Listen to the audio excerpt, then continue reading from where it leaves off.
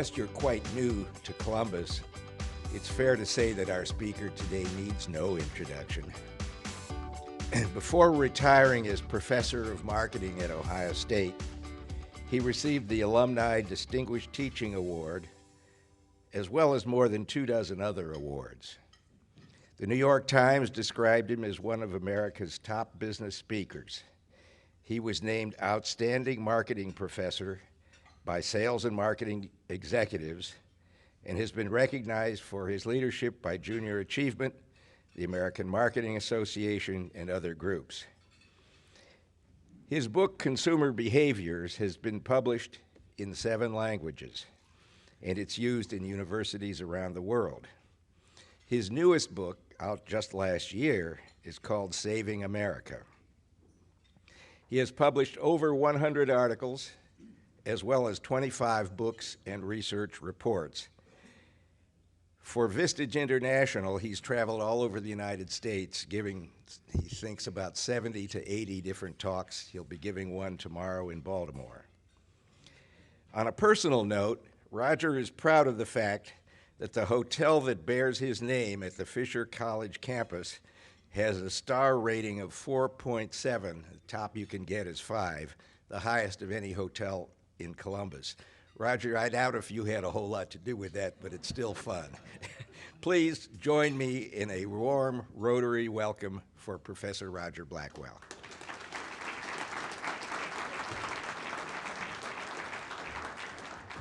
Thank you, Ken. And let's try it one more. OH? Oh, that's the best yet. It was my privilege to speak to the graduation ceremonies at Ohio State a few years ago, and I ended that to all these thousands of young new graduates there with OH, and they all said, and I said, remember that when the dues come from the Alumni Association. And it relates to the economy a little bit because the best-known professor, one of the best-known at Harvard, is Clayton Christensen. How many have read his book, Innovator's Dilemma, or some of his other books? You haven't read that? Oh, yeah, I see a few. Okay, oh, you should read that. It's, your business may not be here in the future, and he tells you why in that book. And he predicts, he last year issued a report predicting that about half of all the colleges and universities in America will either go bankrupt or will be absorbed by some other business, some other university in the next decade. 2 reasons. One, we have more universities in this country than we can possibly need in terms of the student demand, demographics. And second, productivity. The tuition has been going up 3 times faster than the cost of living for everything else, and those businesses, as Clayton Christensen predicts, any business that has that situation goes out of business. And that's why you saw Franklin University absorb Urbana University, and basically the weakest half of colleges and universities should go out of business in the next decade, and will, for demographic reasons as well as lack of productivity reasons. One of the major changes. And so the only reason that a lot of these smaller colleges have survived so far in this kind of economy that we're moving into more and more is because of alumni donations. They can't raise tuition much more. Parents are beginning to rebel. And also, there is a terrible, terrible curse word that you use in universities. It's called productivity. And professors do not want to hear that word. No one does. And so, consequently, a lot of those will go out, but they have survived up to now because alumni keep them alive with donations. That's primarily. Federal and state funding will decline and has declined. Tuition can't go up like it has in the past, and so therefore, those kind of institutions have to go to the way of Eastman Kodak and firms like that. Now, how is the economy? Show of hands. I'm a marketing researcher, so show of hands. How many would say the economy is very good? May I see your hands? Okay, okay. How many would say it's good? May I see your hands? Okay, 63. How many would say the economy is bad? May I see your hands? I don't see any hands, okay? Okay, so most of you say the economy is good. If you say it's very good. When you say the economy, what does that mean? And how many here believe there are problems with the economy? May I see your hands? Okay. Let me just ask, who said there's problems in the economy? Somebody? Since you're a visitor today, we'll call on you. What would you say the biggest problem in the economy is today? Right down here at this table first, yes. I believe that the biggest problem in economy has to do with readjustment to changes in society. Readjustment to changes in society. Okay, good. Somebody else, I heard somebody say something. What was your biggest problem in economy? Uncertainty. Uncertainty? Yes. Okay, about what? Jobs or stock market or? Keep going. Okay. President Calvin Coolidge was once asked by a reporter, what's going to happen to the stock market? And he said, it will go down and it will go up. And he's right. Back here, yes. What's the problem? Biggest problem in the economy? Yeah, if you believe that little CNN blurb. Do you believe anything on CNN? Well, this guy claims to be the prognosticator. He used to be at the CIA. He says for every dollar we've been borrowing lately, we're only getting a 3-cent return on investment, and it used to be much higher than that in the 60s and 70s. How can that be? Because that's the exact opposite of what the best-selling book in the world last year was. We'll come back to that. We'll come back. Any other problems in the economy? What would you say? The workforce is not being trained in technology. I think that's the biggest. Workforce is not being trained in technology. Then did you see the report that says we have 3 times more STEM graduates graduating now than we have jobs for them? We have so many people in technology and science that we're training 3 times more than we have jobs for them. So, okay, any other questions? Yeah, what's the? Over-regulation by the government. Over-regulation, okay. Is any regulation over-regulation? Or? No, okay. What's the biggest problem? Removal of the Glass-Steagall Act. Removal of the Glass-Steagall Act. You think it was not good that we did that? Correct. Okay, good. All the bankers agree? Over here. Lack of manufacturing jobs. Lack of manufacturing or lack of manufacturing jobs? Both. Well, are we making anything in the U.S. anymore? Yes. Manufacturing output has more than doubled since 1990. We've never, ever made as much in the U.S. as we are today. In fact, we're making so much, factories are running so full, so output is soaring so much you can hardly get a rail car today. Did you know that? And if you need to ship the stuff from manufacturing by truck, well, you just hire some truck drivers, right? Does anybody here hire truck drivers in your businesses?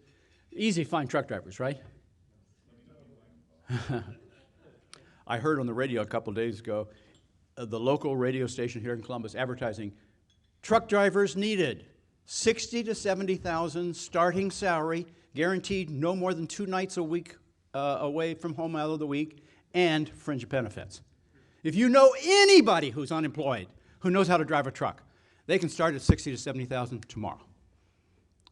There's just nobody to hire in this country for truck drivers. Or anywhere else. What's that? Or anywhere else. Or anywhere. Any job position. Very, very different. I talked to a woman who owns a factory in Mount Vernon, big compressor factory. She's looking for 400 workers in factories. There is nobody to go to work in factories today. It is absolutely impossible to find people who know how to do something to go to work in factories and who want to live in Mount Vernon, Ohio, where her factory is. What do you have to be a truck driver? You can make $100,000 a year. Anybody who's making less than $100,000 a year, start driving trucks tomorrow, no problem. What do you have to have? 2 things. CDL and clean UA, okay? That excludes most people who are, looking for a job. If you don't have a clean UA and a CDL, why should you expect to make $100,000 a year? I have friends who are welders. How much does a good welder make today? 140, 120. Some of them make as much as 300,000. I know PhDs who don't make 300,000. You know, anybody who doesn't make 300,000 a year, well, that's the top. So let's say 100,000 a year, become a welder. That's your problem that you were talking about, isn't it? We do not have human capital. The problem is not that the capital of return. I love this idea back here that the return on capital is declining.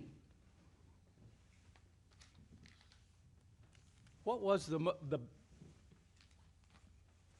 best-selling book in the world last year? Capitalism by Thomas Piketty. You got it. How many have bought this book?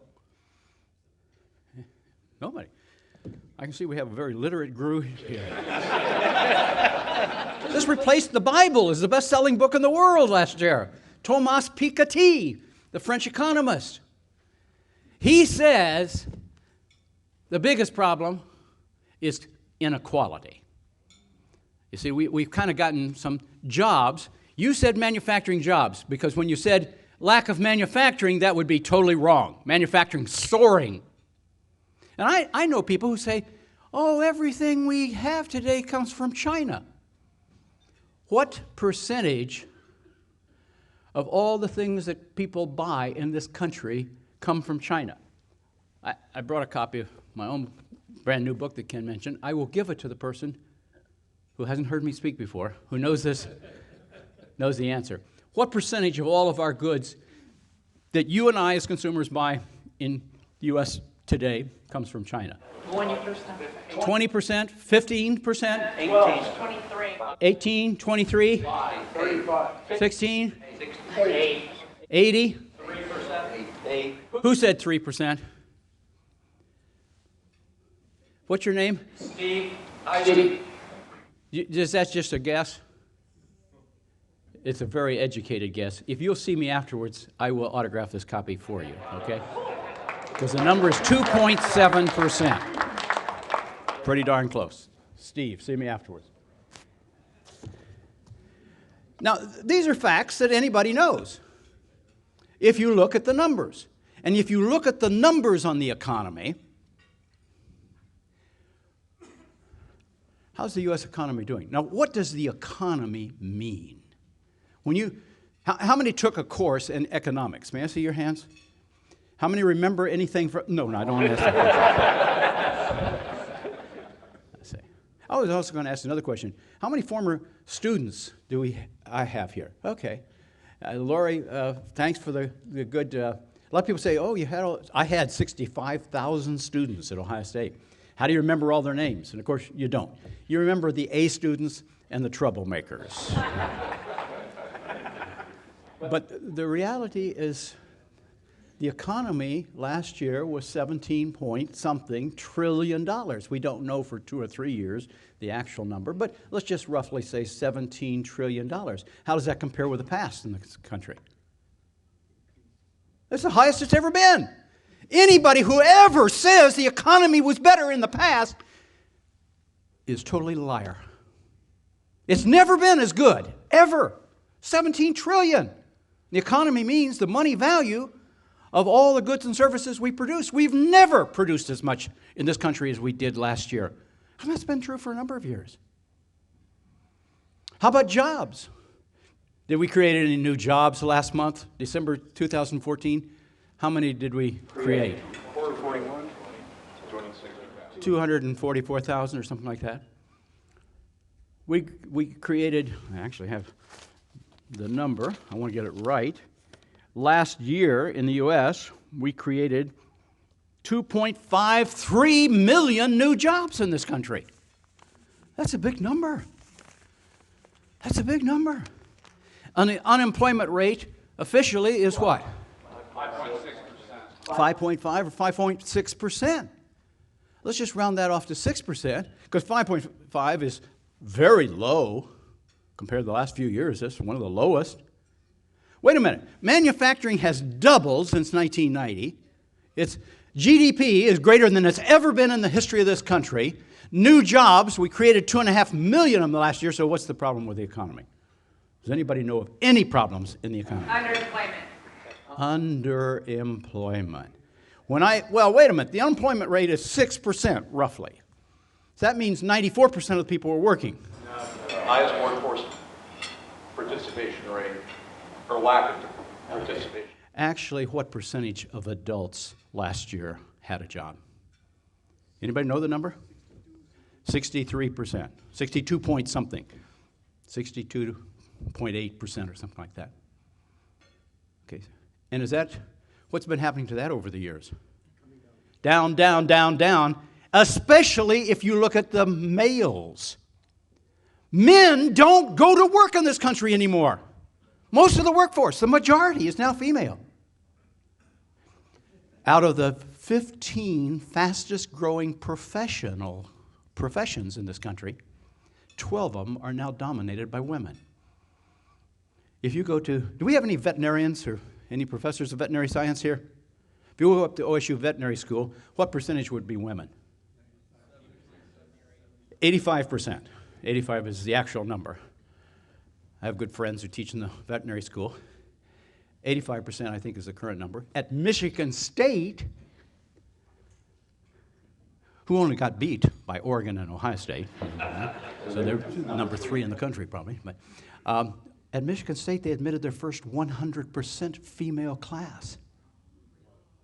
59% of all graduate degrees in this country are going to females.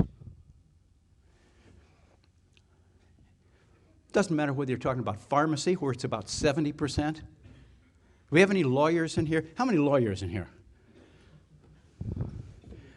Probably too many. No. The last couple of years, I've worked as a consultant, a marketing consultant to one of the law firms here in Columbus. I have great respect for lawyers. In fact, some of them are very creative. I found that out. I heard about one who, in order to be very marketing-oriented, learned sign language. And he actually worked for a mafia don who had a bookkeeper who was both deaf and mute. Now, if you think about it, that's the best kind of bookkeeper. And the best kind of lawyer would be one who spoke sign language, because the only way the mafia don could speak to the Tony the bookkeeper was through sign language, and that was the lawyer doing it, so you got client confidentiality here. Good example. In fact, I heard that the mafia don called the lawyer and said, "You got to come over right away." And he said, "You tell Tony, the bookkeeper, I know he's been stealing from me for years. And if he doesn't tell me where that money is right now, I'm going to kill him." And he says, Tony, lawyer in sign language, said, "He says you've been stealing. He wants to know where the money is." And Tony says, "No, I haven't stolen from him. I haven't taken any money." And the mafia pulls out his gun, heads it right at the head of the bookkeeper, and he said, "You tell Tony that if he doesn't tell me where that money is right now, I'm going to blow his brains out." And the lawyer says to Tony, he said, he's going to shoot you if you don't tell him where the money is. Tony said, "It's buried in my backyard. It's right behind my garage."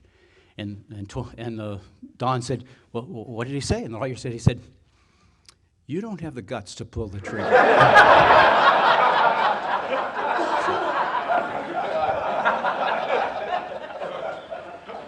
Now, I tell this because, have you ever heard anybody say, the rich are getting richer and the poor are getting poorer? Yes, every day. Every day. Is that true or false? It's half true. The average income, now average, from a statistics standpoint, what is average? The official word, the meaning of the word average is what? The mean. And what's happened to mean or average income in this country over the last 25 years? More than doubled. Average income in this United States has more than doubled. And median household income has been stagnant at best, and in some years actually down. And it'll never go up again. Or shouldn't. We shouldn't expect it unless we make some changes. Unless there's some other way to save those jobs. Everybody understand the difference between the mean and the median? That's very important knowledge. When somebody says, "Well, what's happening to average income?" It's going up. mainly because of people with JD degrees and MD degrees and PhD degrees and engineering degrees and MBAs. Their average income goes up and up and up. The rich are getting richer and richer and richer. The poor are not actually getting poorer, they're just staying the same, or very slight increases. What happens? Why do people feel so bad when the economy is so good? And the answer is because for the median, the middle, it's just staying the same. A rising tide of the economy raises all boats, but not equally. And that's why this book was the #1 bestseller in the world last year. It caused business magazines like Business Week to cover this as the most, and nobody cares what Mrs. Yellen thinks. It's what Piketty thought last year. It's the inequality. I believe that will be one of the defining, if not the defining issue politically in the next presidential campaign. The Republicans got a real problem, because if they don't figure out what causes inequality, their solutions won't be any better than anybody else's. If you don't know the cause, how many MDs or DOs do we have in here? Anybody? Any physicians? Doctor, I'm sick. Can you write me a prescription to help me? He writes me a prescription for a heart problem, except I have cancer. You wouldn't do that, would you? You can't. What's that? Hope not. But you know, we have politicians doing the exact same thing. If you don't know the cause of a problem, you won't know the cure of a problem. We understand that with our doctors, our physicians, but we don't understand that with politicians sometimes. The next politician says, I'm going to get the GDP growing in this country. I'm going to get more jobs. You better stop him or her right there and say, what causes jobs? Because if you don't know what causes jobs, you're not going to cure the problem. And one of the major problems, in addition to inequality, is lack of jobs. Now, I'm going to give you perhaps the biggest surprising thought of the day. Does a good economy cause more or fewer jobs? Fewer. Who said that? All that wisdom from a physician? I don't understand this. That's good. My appointment was in the medical school as well as the business school, and so I was controversial in various ways. But why? When the economy gets better, the old Keynesian approach was, well, that will cause factories to hire more people. But the plain fact is, or the problem is that when you get the economy going, and especially if you have interest rates from the Fed coming down, that allows big banks to make big loans to big corporations. And big corporations hire 47% of all the employees in this country. I hesitate to mention a specific bank, but it doesn't matter whether it's Wells Fargo or Chase or whoever. They've all announced ways to grow profits this year. Now, if you're selling anything and you're a major corporation in the U.S., should you ever expect profits or sales, just let's say sales at this point, to increase in the future in the U.S. from domestic sales? Absolutely not, okay? Can't happen. I'm talking about $40 and $50 billion corporations. I'm talking about Procter & Gamble's and Coca-Cola's and Kroger's and things like that. Why? Because demographics determine 2/3 of everything in life. And the demographics are, we have no growth in population of people who need banks and new cars and houses in this U.S. and never will. In fact, you might say, Roger, wait a minute. The population of the U.S. is still increasing. It is, much faster than Europe, for example, where they have the lowest birth rates in the world. Why is the population still growing in the U.S.? Only one reason, really. There's another reason that has a little bit tiny effect, but the major reason population... Immigration. No, not immigration. No. That would affect young people, and we're not getting any new young people enough. I say it is a factor, but it's a very small factor. What's the major factor U.S. population is growing? Longevity. Yeah, Rotarians, man. And retired professors, okay? Yeah, the reason we're growing this country is because of the people in this room, a whole lot of them, of us. And how many new cars do 65-plus people need to buy? Or new homes? Or new shopping centers? Or new banks? Okay, now if you run Procter & Gamble or Coca-Cola or Cardinal Health or something like that, you can grow profits of the company, and you can increase sales by doing what? Raise price. Yeah, it can't raise prices much, though. It's too competitive. Export to which countries? Growing asset. BRICS. B stands for? R for I. C. S. South Africa, or really sub-Saharan Africa. Okay. Now, one of the stock exchanges that had the best growth of all last year, in addition to the Philippines, which was, I think, #1, was South Africa. Okay. Yes, you can keep your job in any big public corporation. When I say big, I mean 40, 50 billion, big ones. If you increase EPS, earnings per share, every quarter. And you cannot do that by selling to the U.S. You might say, Roger, what about new products? Yeah, new products are good. And I've taught my share of product life cycles and all these sorts of things. But the reality is, if you're a Procter & Gamble and you have a big winner, it won't move the total needle enough to affect EPS for the corporation to keep your job. And if you can't increase EPS every year, year after year, and you're the CEO or any management person, bye-bye. If you don't believe that, ask the former CEO of Target and a few others. You might say, well, that's management. What about employees? Same thing. In the long run, anybody who can't increase the EPS of a publicly held corporate, big ones, which actually employ about half of all the people in the U.S., it's bye-bye. Well, where are the new jobs going to come from? You see, when a big corporation like that gets a loan from a big bank, because interest rates are nearly zero, they can get $100 million loans. And when's the last time you saw a big bank make a loan to a big corporation, big loan, to hire more people? What are those loans for? Mergers and acquisitions frequently, and will that result in more or less employees in total? Many fewer. And the other thing is investing in productivity measures. And those productivity measures will do what to employment? Cause it to go down. That's what's happened. Those are the numbers. Yeah, the economy's doing great, but that doesn't mean more jobs, that means less jobs. Well, there are two ways to solve that problem. One was by an English economist named Keynes.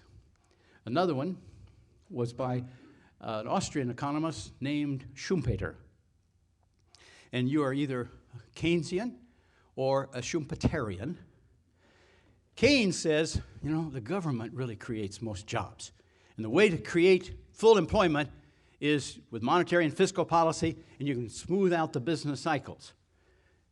How many took a course in economics using a textbook written by Samuelson? Anybody? Okay, you studied Keynesian economics. If you read something by Hayek or others, you might have studied Schumpeter. And Clayton Christensen at the Harvard Business School is a Schumpeterian, meaning they believe that big corporations are destroyed by small corporations. It's called creative destructionism. And you'll see that every once in a while.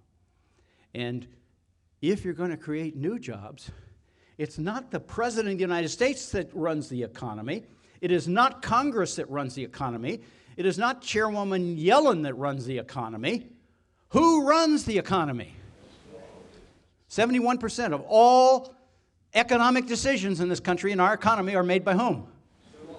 You and me, as consumers, and the businesses who correctly interpret what consumers want to buy.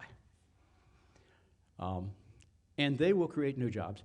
The study by the Small Business Administration says that 2/3, and later revised to 3/4, of all net new jobs in the last 25 years have been created by firms with less than 50 employees. Let me ask you here, if I may, how many of you work in a firm with 50 or less employees? Any? You are saving America. Now, I wrote a book called Saving America.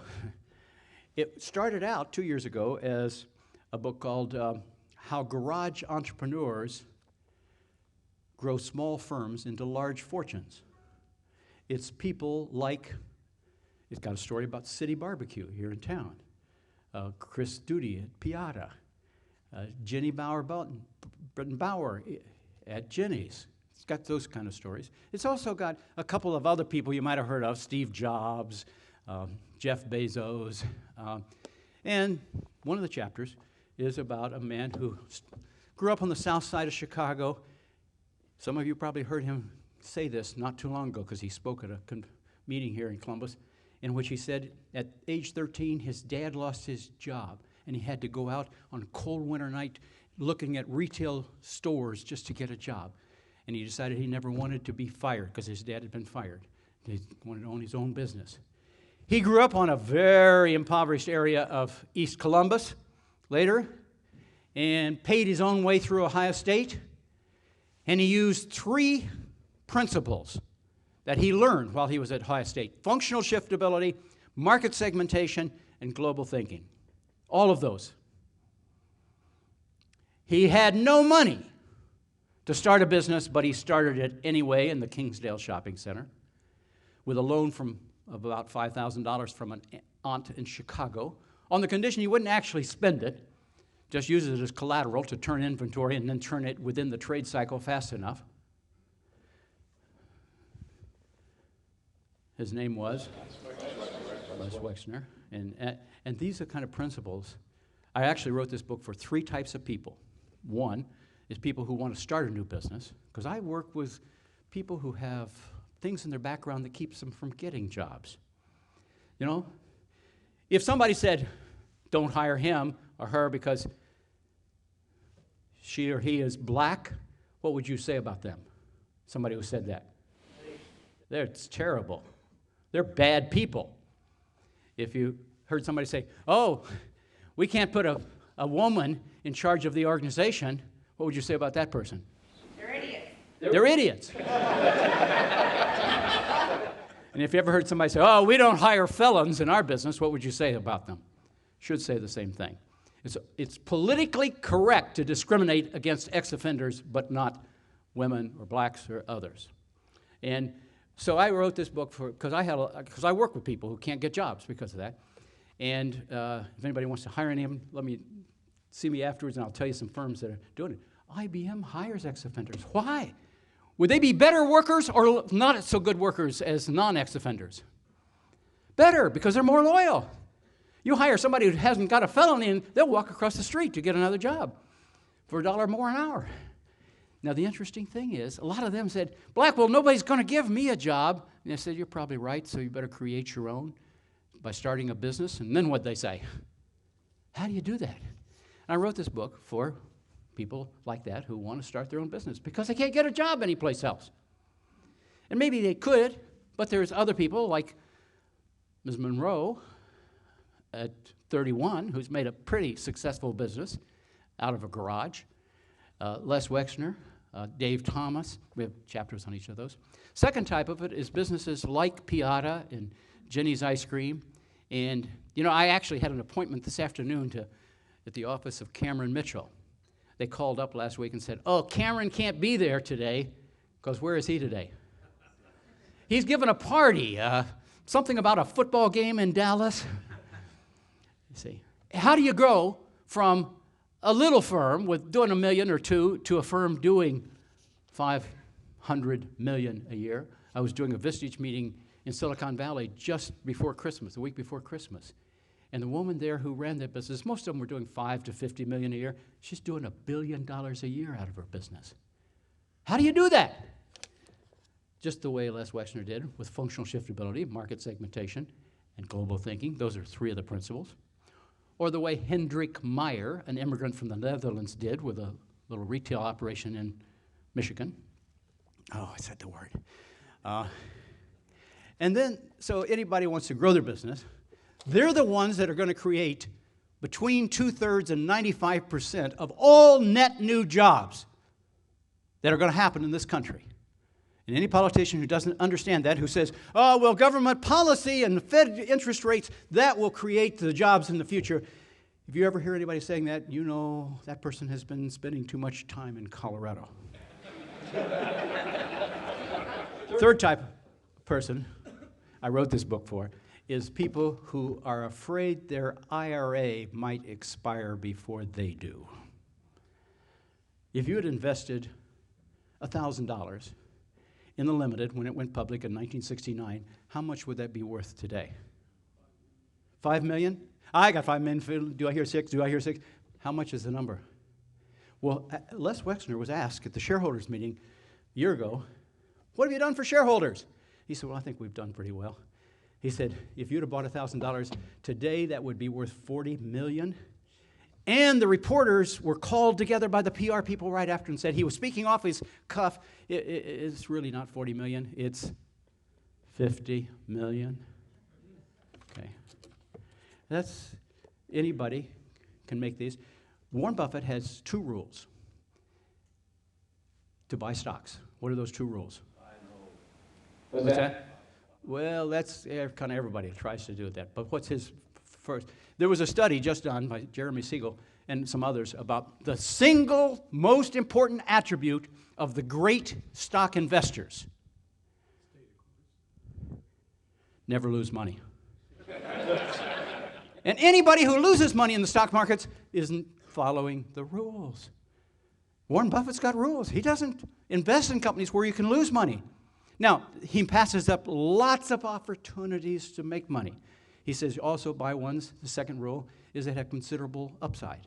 And that's the way I buy stocks, is to buy stocks that you can't lose money on. And you might say, well, how do you know that? The last chapter is, that's what it's about, is the rules of how anyone can become a millionaire. We sometimes say, how can you be an Einstein at investing? That's why I called that last chapter, How to Be an Einstein, because when he was asked the most important theory in the world, people expected the theory of relativity. What did he say? Compound annual growth. Anybody in this country who doesn't retire as a millionaire just didn't plan well. 2 words you got to know, start early. How many people here have helped your children or grandchildren start their IRA? May I see your hands? Good. They'll probably retire as millionaires or multimillionaires. And it's not that secret. It's pretty easy. I won't say it's easy, but it's knowable if you do that. And when you do that, you start a new firm, you grow an existing one, or you invest in the firms that are going to grow like the limited. And like, I'm waiting for Piata stock to go public. And I talk about Carmart and a few of the ones in here. And the new Columbus magazine has an article about the Reicherts and family succession. These things are knowable, but a lot of people don't do their homework. Of course they're not going to make those investments if they don't know the rules. And I have the Future Millionaire's Oath on page 290. I will not buy stock in a company if I cannot tell the average person what the company does and explain why its products and services are better than competitors. And don't you ever start a new business if you can't answer that question about your business. And don't you ever invest in a company where the person can't. And if you're investing in a private firm, don't invest in any friends or family where you can't emotionally and financially lose it all. And if you can't, don't invest in it.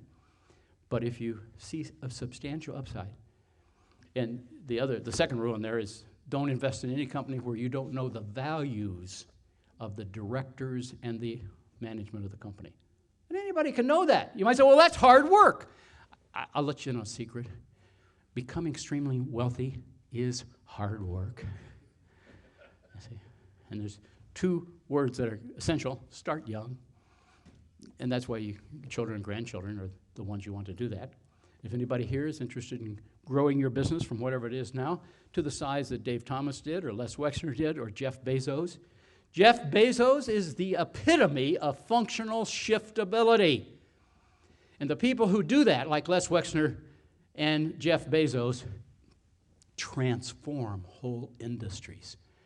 And they create new jobs. And they create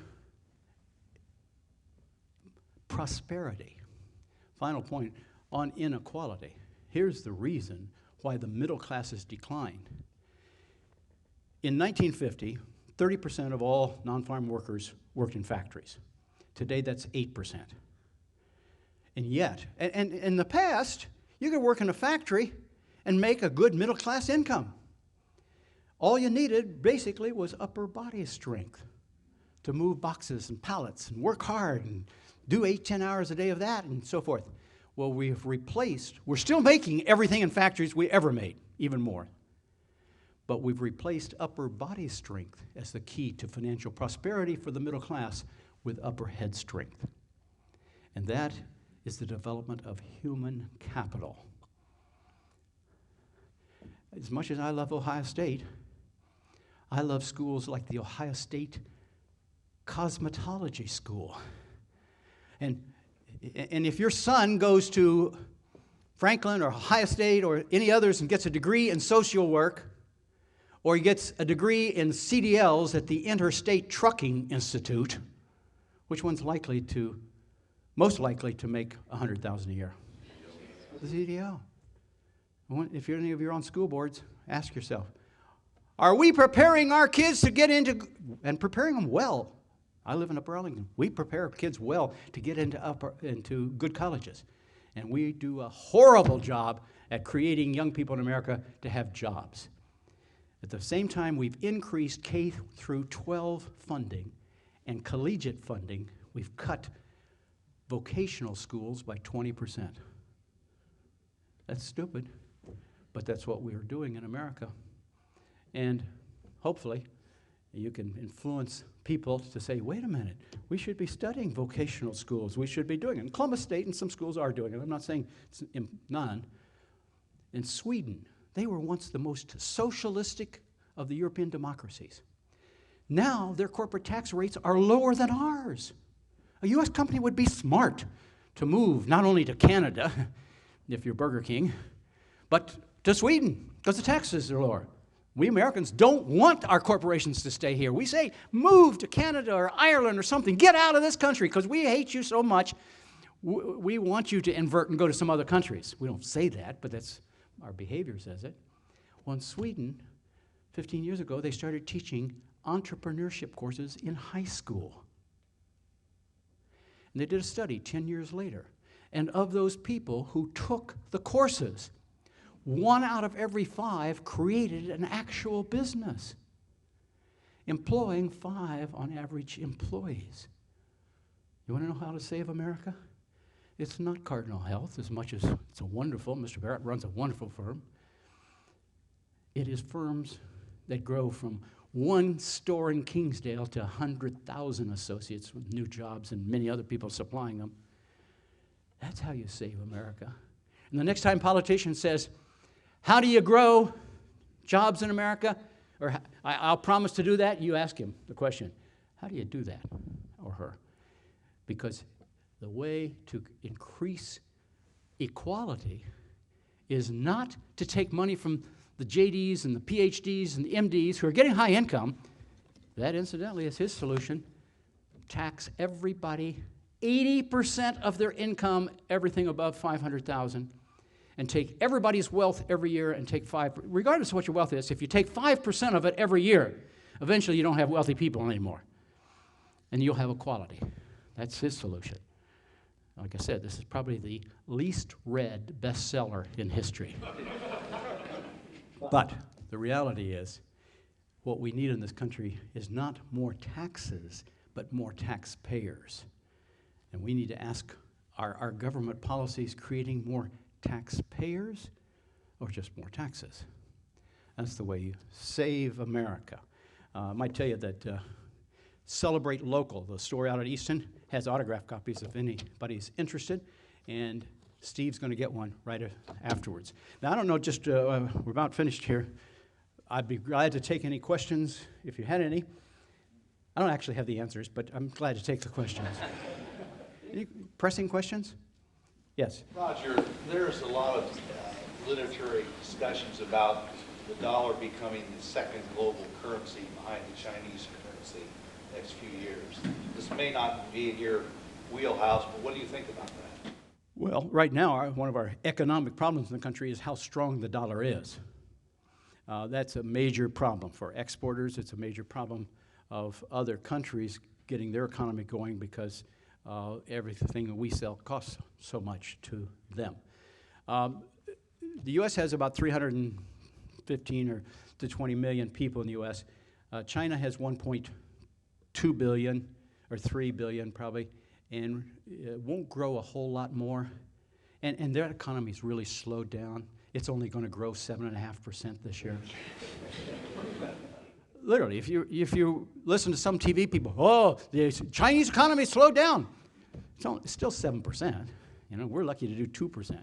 And it should never be fast again in either Europe or North America. It shouldn't be, because most of the GDP growth came from women moving out of the home, working into the workforce, taking how much we spend on food from 5% outside the home to 50%. That's why GDP grew so much. Same thing from farm. That's why Bangladesh and India and so forth. Now here's the other part. India will go from 1.2 billion to 2 billion by 2050.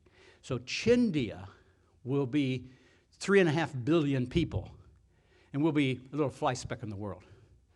Now, if you study Egypt, Greece, Italy, any of the countries that ruled the world, Spain, England, France, well, no, France never ruled the world. They just acted like they did. If you study whoever gets to have the biggest economy gets to rule the world. Okay, that's just the reality. U.S. will become like a Greece or India or Italy in the future. Can you still have good food, good wine, good family in any of those countries? Of course, and that's what the U.S. will be like. It doesn't mean the end of us, but we don't need to be the dominant power in the world. Chindia, one of those will be. And I would almost argue that there are some advantages that India have over China over there. Now, whether the rupee or the yuan will ever be stronger, it's not going to happen soon, but yeah, it should be.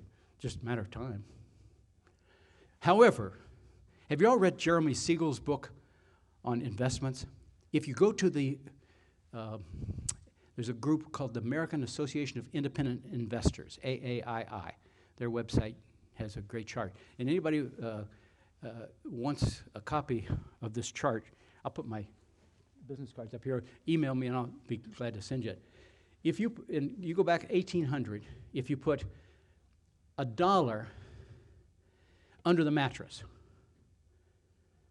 saved it. You know, I'm conservative. I just believe in cash. What would that be worth today?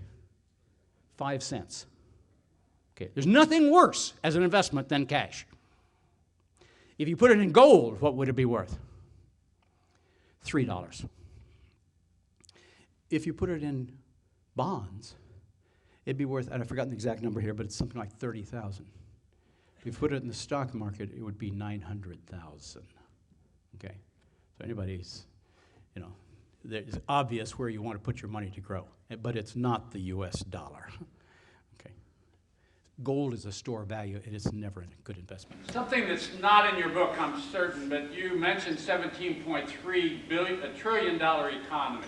Right. Compare that to our national debt, and give us your opinion relative to the government on a 3 to 5 year major stimulus for infrastructure in our society, which does create jobs. I know they're temporary, but to do things like our highway system, protecting our water and so forth, what is your opinion relative to government intervention? I know they're only 30% of our economy, and you know, we are the biggest, but what is your opinion on that? Well, the countries with the lowest GDP, debt to GDP, have the lowest unemployment rates.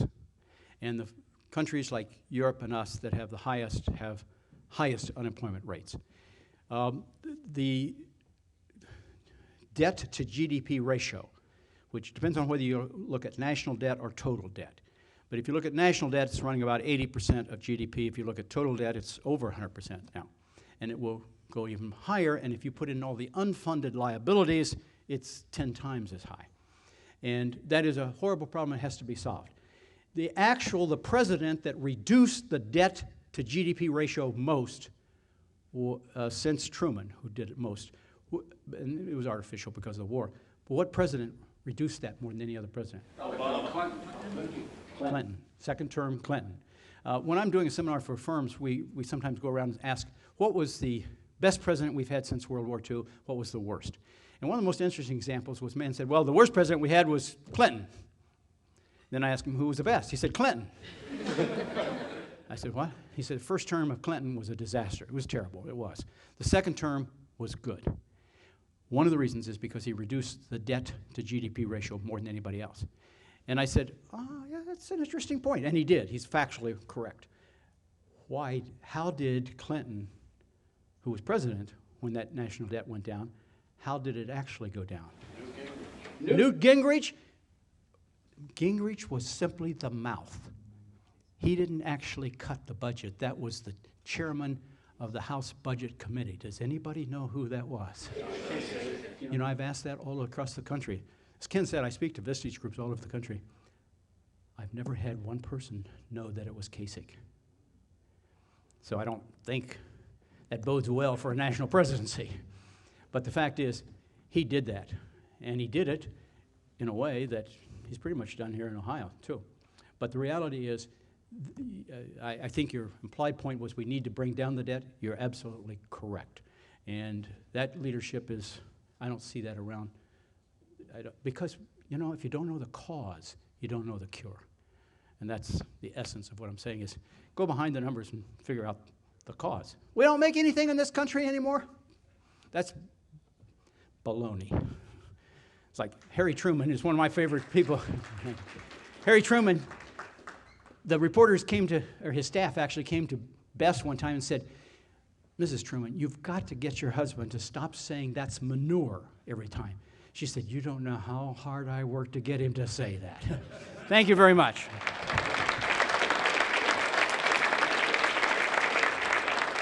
Dr. Blackwell, that was wonderful. And here's a gift from Argo and Laney for coming and speaking to us. I appreciate it. Thank you.